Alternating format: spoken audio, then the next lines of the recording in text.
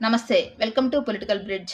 రాజధాని విషయానికి వచ్చేసరికి 2 ప్రభుత్వాలు రాజధాని రైతుల్ని ఏ విధంగా ఇబ్బంది పెడుతున్నాయో మనం గత 10 సంవత్సరాల నుంచి చూస్తూనే ఉన్నాం. జగన్మోహన్ రెడ్డి గారు 5 సంవత్సరాలు ముఖ్యమంత్రిగా ఉన్న సమయంలో కూడా రాజధానిలో 200 మందికి పైగా రైతులు చనిపోయారు. ఇంకా కారుణ్య మరణాలకు అప్లై చేసుకున్నారు. మహిళల్ని అని చూడకుండా ఏ విధంగా హింసించారో కూడా చూసాం. అంతేకాదు 29 గ్రామాలని పోలీసులు 5 సంవత్సరాలు ఏ విధంగా నిర్బంధించారో కూడా చూసాం. అప్పుడు స్పందించిన వాళ్ళు ఇప్పుడు రాజధానిలో ఏదో జరిగిపోతుందని కొంతమంది ముసలి కన్నీరు కారుస్తున్నారు కదా! నిన్న మంత్రి నారాయణ గారి ముందు ఒక రాజధాని రైతు తమ ఆవేదనను వ్యక్తం చేస్తూ స్ట్రోక్ వచ్చి చనిపోయారు. ఆ రైతు వాళ్ళ ఇళ్లని కోల్పోవాల్సొచ్చింది రోడ్డు విస్తరణలో భాగంగా.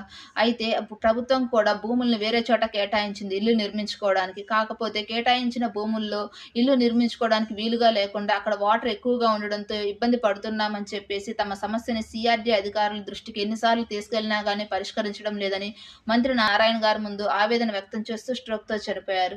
ఇక్కడ అమరావతిలో ఏదో జరిగిపోతుంది, రైతులు చనిపోతున్నారు, వాళ్ళని ఇబ్బంది పెడుతుంది ప్రభుత్వం అని ఇప్పుడు కొంతమంది వైసీపీ వాళ్ళు అమరావతి విషయంలో సానుభూతి వ్యక్తం చేస్తూ మాట్లాడుతున్నారు కదా! మరి వీళ్ళు గత 5 సంవత్సరాలలో జరిగిన విధ్వంసం గురించి ఎందుకు మాట్లాడడం లేదు? మీరేమంటారు? కామెంట్ చేయండి. వీడియో నచ్చితే లైక్ చేయండి, షేర్ చేయండి, సబ్స్క్రైబ్ చేయండి.